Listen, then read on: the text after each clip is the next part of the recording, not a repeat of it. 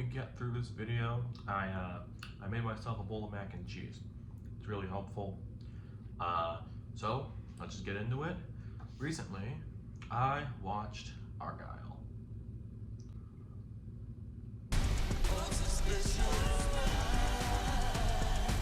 This is the latest movie from director Matthew Vaughn.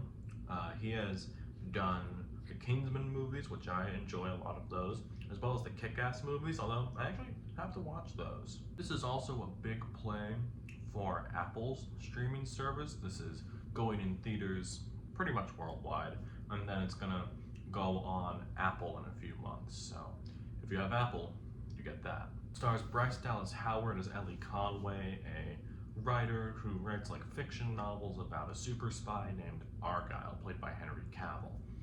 And the plots of these Argylle novels are starting to bleed into the real world. Like, real spies are trying to go after this thing that Argylle is going after in the book. And there's a whole like cat and mouse thing of all these different organizations want Elly to write the next chapter, and since she's basically predicting everything, she'll somehow know what happens. I have to get the biggest negative out of the way now, because it looms large over this movie, and that is the script. There is a lot that happens in this movie that, you know, I didn't really connect with. It's kind of tough to put into words without spoiling, but I'm gonna try my best, so it's gonna be a little vague. There are two big chunks of this movie that feel completely different, and one of them kind of takes over the rest of the movie once it gets introduced, and everything before that is actually what I preferred about the movie. A lot of the action sequences in that section are actually pretty fun.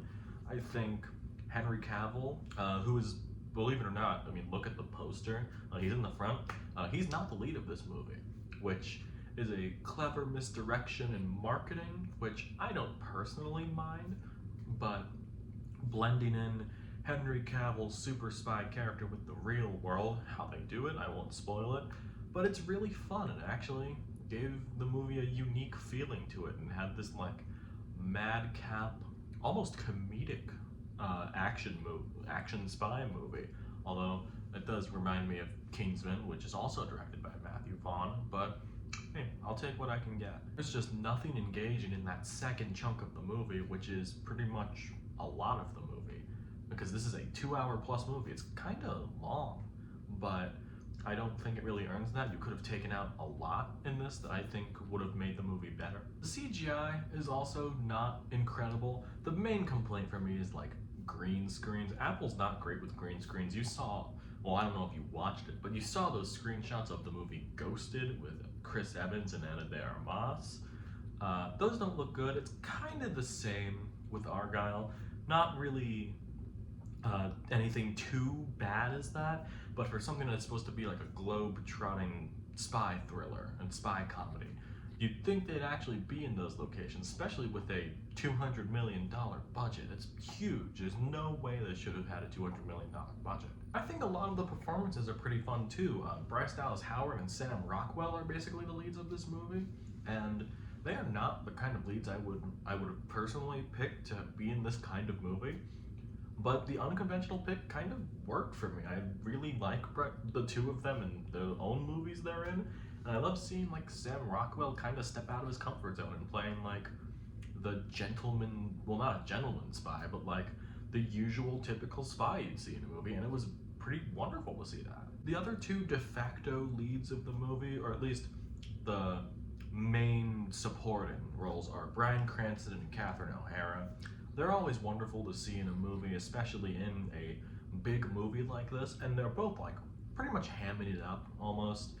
Bryan Cranston pretty much being the main villain of the movie, like going after Elly to get the next chapter, and it's fun to see him just play a villain again. It's always nice to see an actor like him get to ham it up in a movie like this, almost like Sam Rockwell in a few different ways, so I appreciate that. And Catherine O'Hara is always just funny.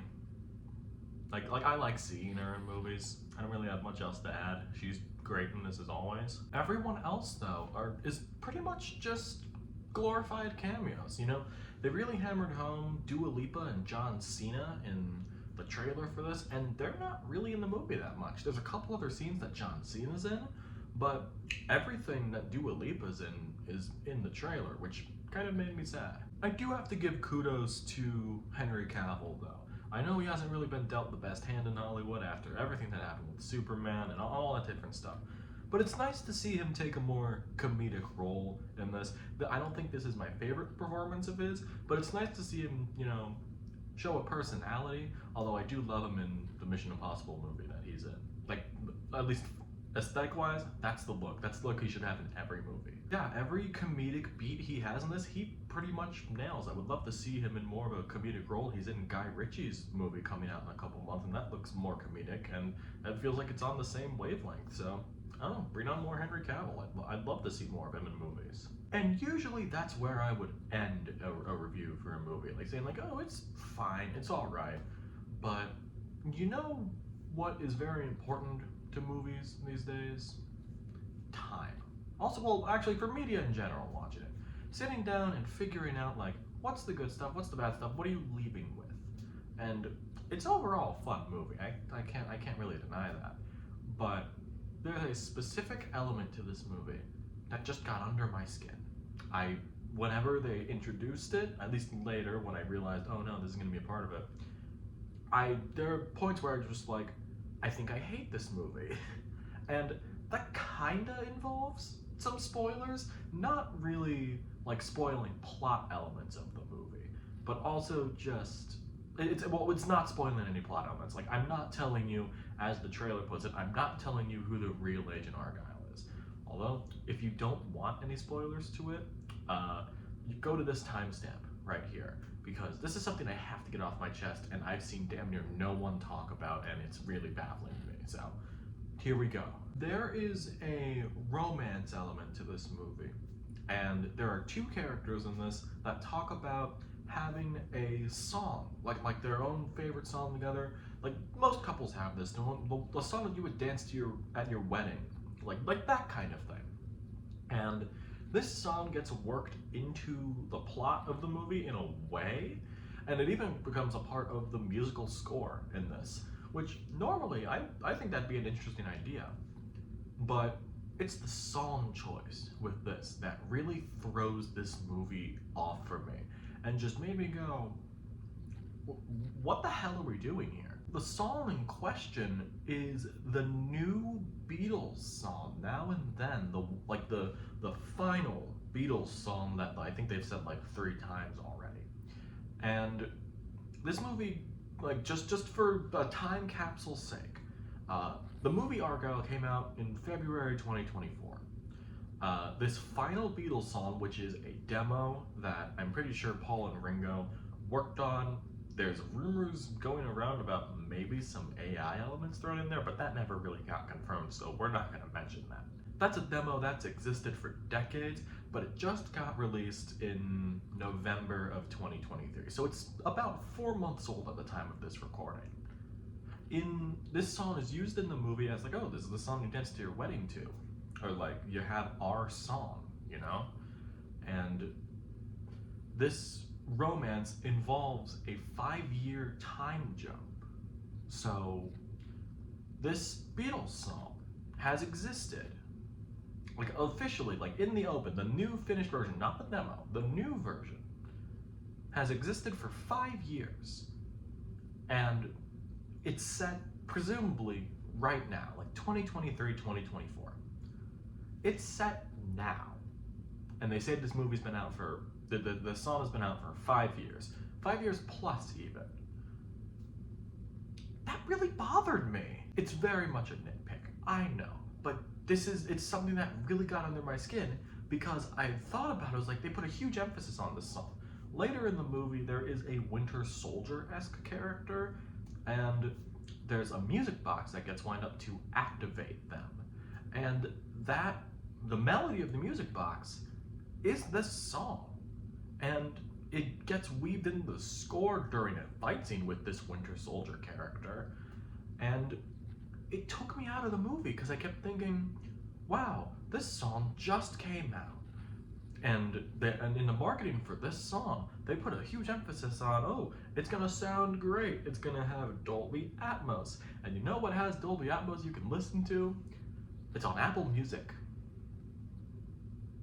This is an Apple movie. It's not like Apple owns the rights to this song. It's fully available like on Spotify, YouTube, Tidal probably. But it's just something that got under my skin so much, especially in a very pivotal part of the movie that just really bothered me. It made me go, you know what, maybe I do hate this movie. This kind of sucks. Okay, end of rant. Sorry. It wasn't really a rant. I thought it would get a little more heated during it, but you know, maybe not. To put this all up in a bow, Argylle is, well, it's a lot. It's like finding a hyperactive kid who's just running around across the walls and you just have to tell them, stop. Just stop and calm down. Like, you ever get that feeling? This is that movie. This is that kid personified into a movie. Mainly in the first 45 minutes, or maybe half of this even, there's some decent and pretty unique stuff here, but it all gets lost once we get into the second half of the movie and just becomes, I don't know, a little numbing. Even with all the ridiculous stuff that happens, it's just kind of there. I don't know, I think it was fine enough. It's not really anything that blew me away, but just there are a few elements in here, like a few creative decisions here that are just so baffling to me that just kind of took me out of it and made me go, wait, this might actually suck. Argylle, I'm gonna go with 2.5 stars for this. I feel like that's a good split the difference thing. A lot of, some good, some bad, but it's fine. It's not the worst thing in the world, but just, if this is your kind of movie, just watch Kingsman. Like, you can watch Kingsman instead of this and you'll pretty much get everything you need. And this mac and cheese is really good. I mean, thank God for lean cuisine.